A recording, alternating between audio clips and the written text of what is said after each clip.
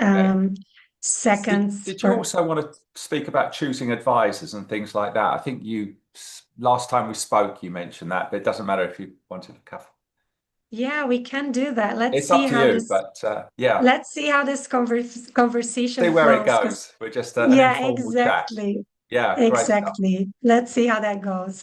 Hold on. Let me do a quick introduction first, and then we'll dive straight in. So, welcome everybody to this Master Your Exit live show powered by The Big Exit. I'm Lynn, and I'll be your host for today. On this Master Your Exit live show, we bring practical insights, expert interviews, which we are going to have today, and tools to help small business owners like yourself prepare for your big exit. This live show airs every Tuesday at 7 a.m. in Los Angeles. So, good morning to all of you on that side of the US, or 10 a.m. in London, 10 a.m. in New York. Sorry. So, good morning to all of you as well, or 3 p.m. in London, which is where we are heading right now and where our guest is based. Now, every show we keep it quite short and simple, about 30 minutes maximum.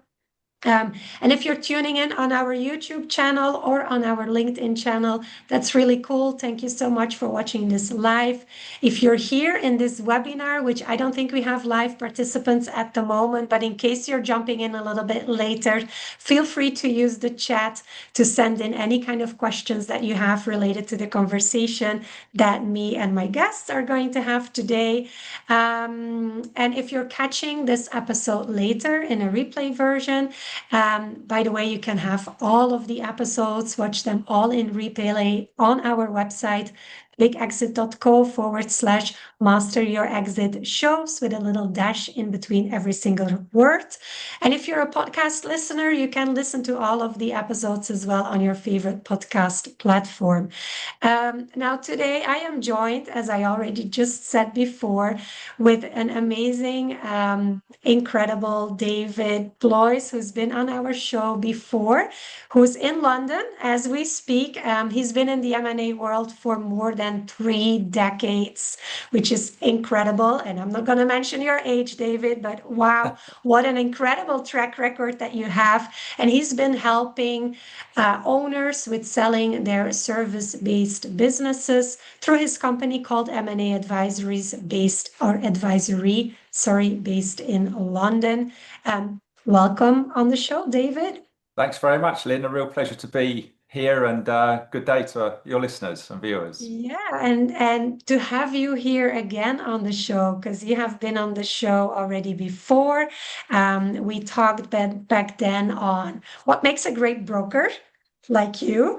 So thank you so much for being on that show. And I'll put the link to that episode in the show notes as well, so people can watch that episode too. Um, Now, David, as I said in the introduction, you've been around the block when it comes to M&A. You've been in the business for almost, or if not 3 decades, which is a pretty extensive track record. You've been basically specializing in a lot of service-based businesses, agencies, all these kinds of businesses. So I feel like you are the perfect person to talk about what's happening in the M&A market right now for small and medium-sized businesses. Um, we talk on the show a lot about what makes a business sellable or ready to sell.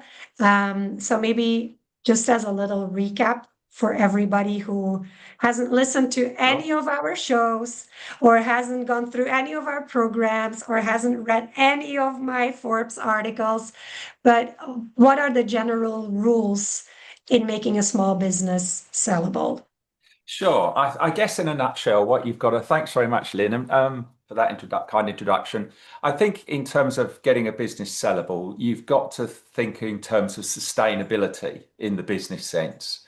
So you've got to do all of those things as a founder that really will kind of make you redundant and make the business sustainable on its own to carry forward.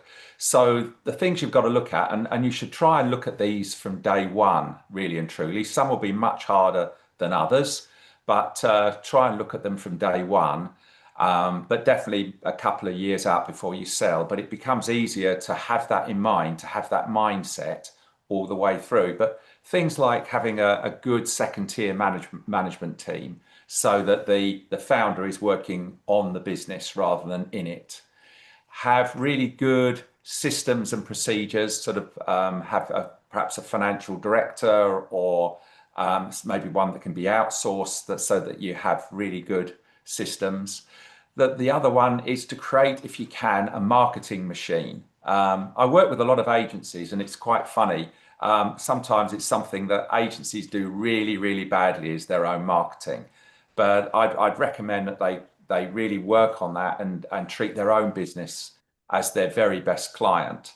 And so that what you're aiming to do, instead of a founder, which might be a hunter of business, going out to sort of all sorts of events and trying to hunt that business down, where you want to be now is to attract that business. So that business comes in so that you're creating a really sustainable new business pipeline for your company.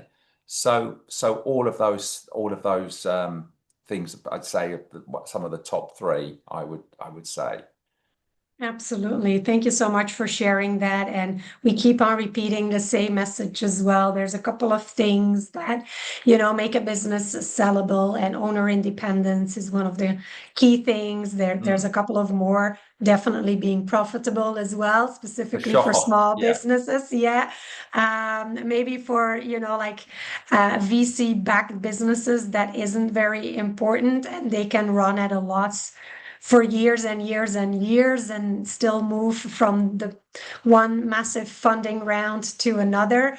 But in general, for smaller businesses who are self-funded, profitability is key. Buyers want to buy a business that basically makes money, Yeah. and figure out a way to pay back for the amount that they spent on buying your business. So Ex profitability. Exactly right. I mean, profit and cash flow. So you should be making about a 20% margin on your revenue at least. So a lot of and for those smaller businesses out there, don't forget your salary as a founder. You need to kind of cost that in. There are a lot of founders that just bring in the minimum salary and then take dividends, but you're not really doing yourself justice if you Yeah. don't bring that in at first. So you might be undercharging your clients, etc. And that Yeah. follows making sure you collect your money as well to create a real cash flow machine. So you should be making the cash that comes in should be about 85% of your profits every year. So those sort of things are worth watching and monitoring. Thank you for sharing that. And I mean, we have filled shows and shows and shows and blogs and blogs and blogs and articles and articles and articles about, like, what makes a business sellable, what makes a small business sellable, what makes a small business valuable as well.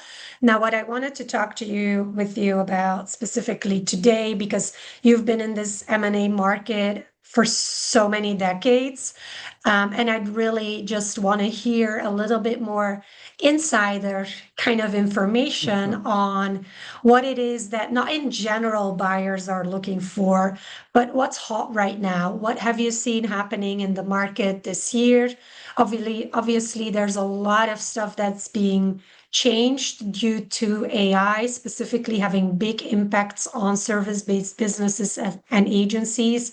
We're only at the beginning of that journey, I think. So I'm just wondering, what are you seeing happening with buyers? Do they put different emphasis on certain things? Are they more interested in different kind of sectors or sizes or industries or geographies and things like that? So I'd love for us to talk a little bit more about Yeah, that. What have you seen for the last year? What do you think is going to happen in the next year or two?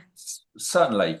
I mean, the market for businesses is certainly picking up again, I would say. That's the first thing. I mean, I feel it generally runs a little bit behind the stock market. So if the stock market's doing well, which it has been for a few years, in fact, even the UK one has been going quite well for the last couple of years, that creates the demand for smaller businesses follows that. Um, there's always the sort of the go-to sexy sectors such as healthcare and data. They're still very much in demand. In the agency world, I'd say things like influencer businesses and social businesses are very much coming to the fore. Um, TikTok, for example, had a little bit of a bumpy ride. Was it going to be stopped, or what was going to happen to TikTok? But now we're seeing TikTok influencer businesses really be in demand. There are a number of sort of social roll-up type plays going on, and so TikTok influencers are an area that's quite a lot in demand. I mean, over the years, the one thing that's happened is that the industry has fragmented enormously in the type of buyers. When I started this about 30 years ago, you could just almost get away with making 4 phone calls to the big super agencies and sell a business. Now there's an awful lot of research that has to be done, and there's so many niche players occupying certain areas. So that's something really important. And as we've been talking about, it's perhaps not so much a specific type of business that's in demand, but what is really in demand is a well-prepared business. It's much easier to sell a well-prepared business than a business that hasn't been prepared at all. And when buyers look at businesses, that's something they take into account. And the way buyers think is very much is strategy is driven by an opportunity. So if they come across a business, particularly in the marketing area, if they come across a business that broadly fits their business, or it could be quite an interesting fit, they'll explore more, particularly if it's, as I say, being well prepared. So that's something that's quite important to consider. Um, Yeah. Thank you for sharing that and talking about marketing. I mean, before we jumped on this show, we had a little side conversation as well, just to kind of like get in the mood for this show today. And one of the things that we briefly spoke about, and I want to bring it on the show here as well, because I think it's of value to a lot of our listeners. For the last few years, and specifically the last year, it has become really, really difficult for any business anywhere in the world to kind of bring attention or get attention. The currency of attention has become quite a significant and important currency. It has become so difficult to get your business in front of new clients.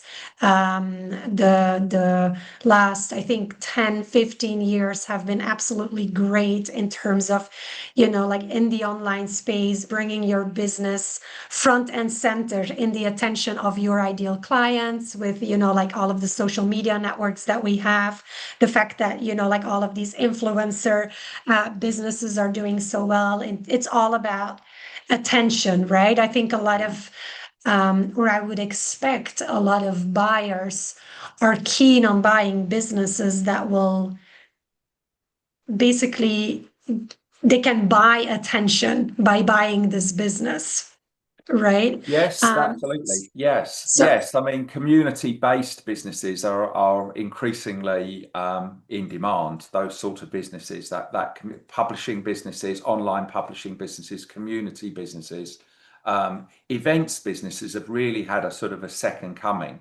I think they had a bit of a tough time through COVID, but I think they've accelerated out of COVID and are now more prominent than they've ever been, where key players in the industry can get together and speak with one another. And I'm thinking, just to pick up on the event business part of that as well. Now with AI, where, I mean, we talked about this before, but now with AI, I mean, I could be an avatar and not be the real me. And for you, the same. I mean, we are here in flesh and blood. We are real people, but it could be different, right? So the currency of attention, but also the currency of trust, yeah. and like, what can I trust and who can I trust? And can I trust online? Is David really David, or is this an avatar of David who is having, a conversation on this show.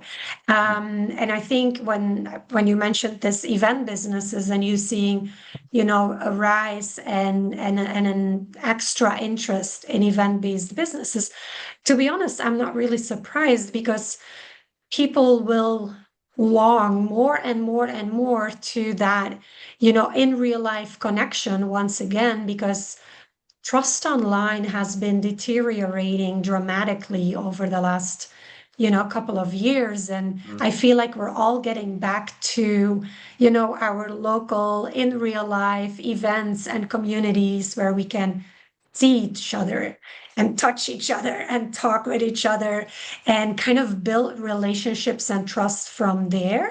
I feel like that's going to take off. I saw a lot of people in the community online business space in the last year, 100% doubling down on events and in real life get-togethers, which I Yes. find fascinating because I thought we buried all of that during the pandemic and to not be, relived again.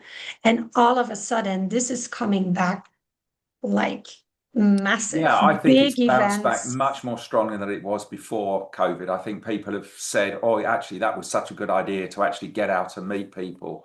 And I've seen it with some of the event businesses that I've sold. You've seen their financial performance, sort of double since before COVID. And I would expect, like, if you are an owner who has a business in that space, you're going to be approached by buyers because they want to have that in real life community trust building part that gets attention of the right kind of people. Like I wouldn't be surprised if you are having maybe not you're not maybe in the event business, but you're just running 2 or 3 retreats a year and you also have an online community or something like that. I would not be surprised that these kinds of businesses that have built that trust and that community over the years to kind of be picked up and that's approached right. by buyers. Perhaps in a different format than it was pre-COVID, because I think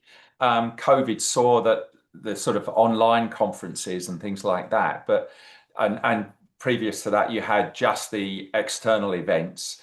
But now you're getting a mixture of the two, a hybrid, where the online part becomes much more of a community, and the events people have the events as part of that, the offline events as part of that. But it's a part of an online hub where people can talk to each other and, as I say, gain trust in that community. So yeah, I think Yeah, that's something that's definitely coming on. It's probably the next wave of businesses will be in that sort of community area, I think. Probably a more specialized version of little specialized version of LinkedIn, really, because LinkedIn has become so big that now there's probably an opportunity in the marketplace for micro communities.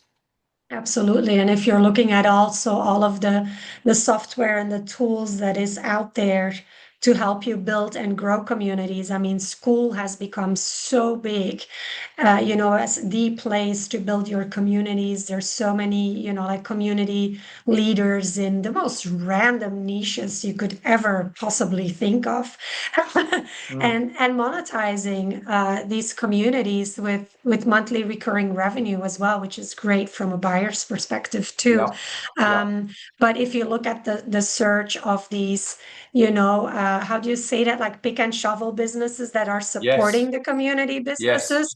I mean, they have seen massive growth over the years. And I think that's exactly. kind of Yeah. an indicator of, that rise in community-based businesses Mm, and how much interest there is in them. mm. So yeah, pretty cool to see and pretty cool to watch. Yeah, yeah, exactly. Um, Awesome, cool. Anything you want to add to that specifically, in where you see like the market might have changed a little bit into Mm. what buyers find hot and what you Yeah, see coming into yes, I mean, 2026? yeah, absolutely. I mean, the one area that seems to be getting very popular and being very successful at the moment. I mean, you could say with creative industries that private equity doesn't sit that well in terms of with investing in individual creative companies. But what we're seeing and probably as a big replacement to the big super groups of Publicis and WPP, you're getting these private equity backed roll-ups that are doing really, really well. They're being very successful. They're an ambitious company getting private equity money to buy other companies. And, you know, there are examples like Brain Labs that have gone from strength to strength, have been quite turned into quite big global companies through that private equity backed method. So they're sort of using the discipline of the private equity model and the team at the private equity firm to help them buy these additional companies. So that's a real trend that seems to be getting bigger and bigger in the marketplace for sure.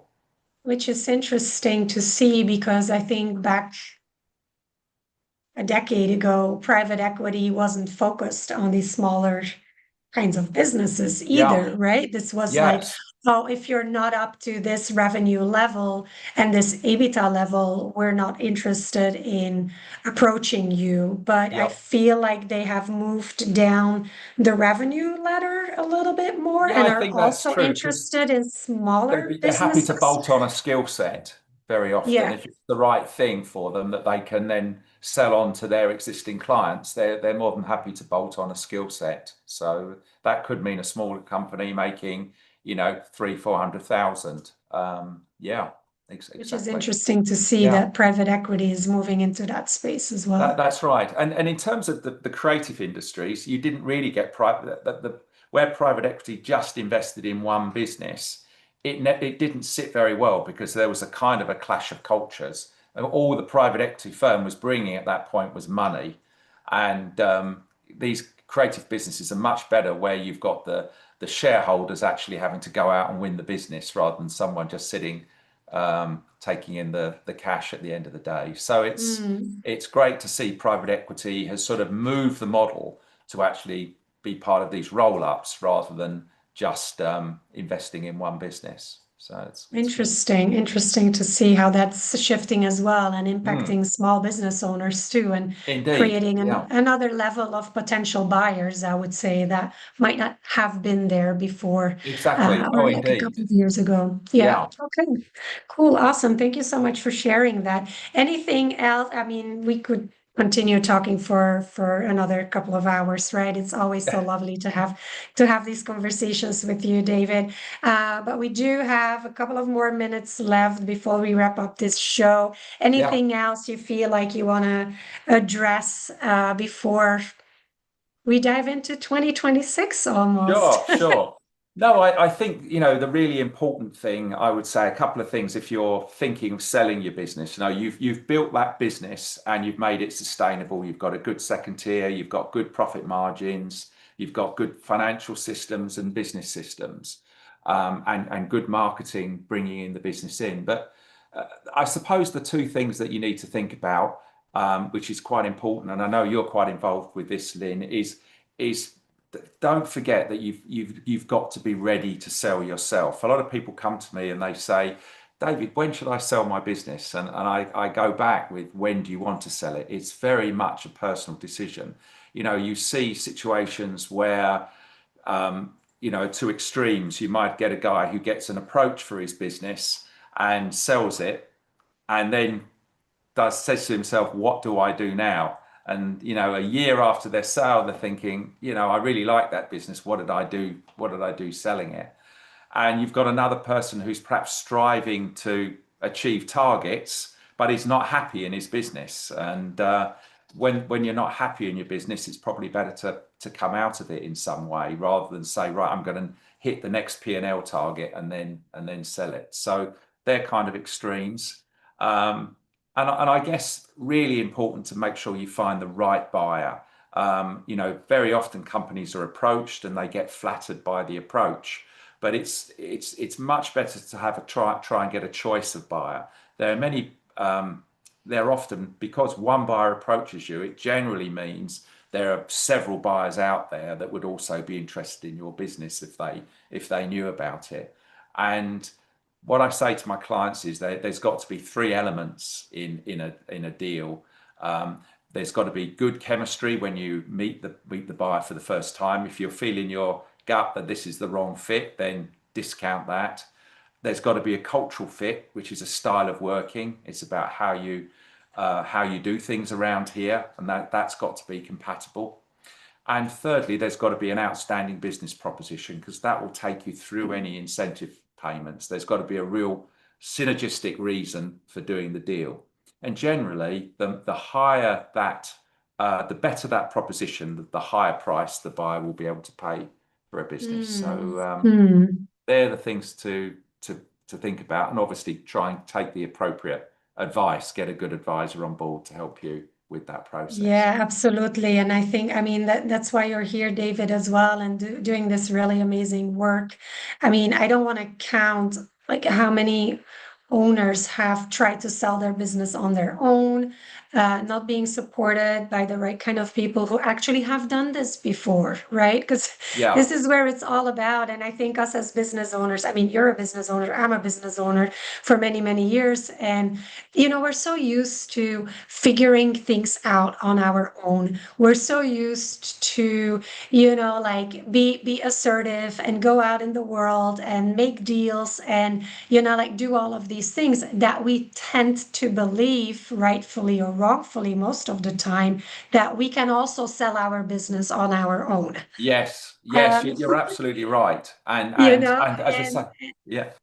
I mean, you might, but most of the stories will tell you that it is probably wiser to have a couple of people around you in your exit advisory board that you trust and that can take you on this journey and that can help you guide through one of probably, if not the most important deal that you're going to make in your life. You're absolutely You're right. likely going to sell your business once. Well, you'll definitely sell that particular business once. Maybe you're a serial entrepreneur and you'll build another one, Mm. but you only get to sell a business once, right? And we Yeah. don't know what we don't know. Mm. And if we've never done this before, there's just a minefield of booby traps laid out for you to just go on and walk on it, because a lot of these business buyers are professionals. They know what they're doing. They're doing these negotiations every single day. Yes. And not that they're bad people or whatever, but they're just more experienced than you are as a business owner. And I Exactly. don't think you should be figuring this out on your own. No, you don't want to start off at a disadvantage for sure. And Exactly. selling a company is not like selling a piece of property, a house, and it's not like selling a car. It's a very different way of doing it. And it's a period, you usually sell these things over a period of time. It's to get best value, you often do. So that's really important. There's a lot of Absolutely. nuances. I mean, it's quite interesting. There is a little bit of a legend in the marketing communication sector where former founders will say, well, you'll get the upfront payment, but don't expect anything else. And it's such um, a bad thing, because, that's one thing, all our clients that work with us will get their incentive payments, because it's all about how you negotiate. It's about finding the right buyer, and it's about how you negotiate them. And I think those sort of legends have come about by people just opening the door to that knock on the door and saying, do you want to sell your company? And then they go ahead and sell it, which is without really knowing that all the nuances of the sort of deal structures and everything else. So So yeah. true, so true. And that's where you come in and the amazing team that you have been building and the track record for the last 3 decades, like you don't build a track record like that. So I appreciate you taking the time, being on the show, sharing your wisdom, sharing your knowledge, sharing your experience. It's been, again, another valuable episode. Really lovely to have you here. Let me wrap up the show. But David, thank you for not having me, but for you being on the show. No, thank you for having me. A real pleasure to be on the show. Thanks, Lynn, Thank and you so much. thanks to your listeners for listening. And if I can be of help to anybody, please feel free to reach out. Please feel free to reach out to David directly. Thank you so much for watching this show. That's a wrap for this week's episode of the Master Your Exit Live show. Thank you so much for joining us today. I hope you're leaving with some valuable insights to help you prepare for your big exit.